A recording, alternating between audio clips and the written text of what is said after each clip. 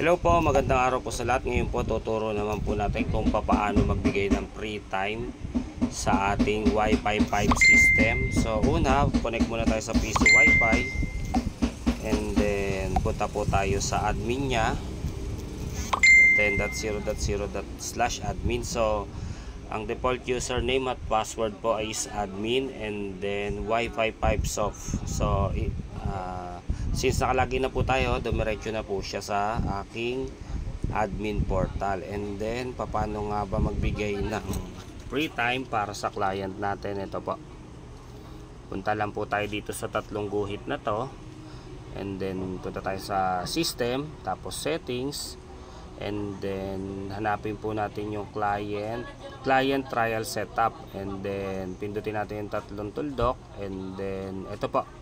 So intervals nya is 24 hours, ibig sabihin 1 day. Magbibigay tayo ito, 01 is 1 hour, and then yun po, 1 hour, minutes and seconds. Tapos kung gaano kabilis ang gusto mo ibigay na speed, tapos kung consumable pa or pausable.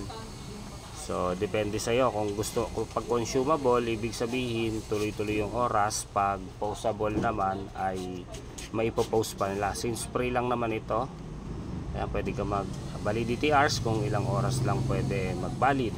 Enable mo lang po yan and then save mo po. So sa akin po, hindi po ako nagbibigay ng free time. Ito po ay ano lang po ni client, request. Yan, save success. Pagdating po natin doon, makikita na po natin yung free oras. Okay, maraming salamat po. Sana nakatulong po ako sa inyo.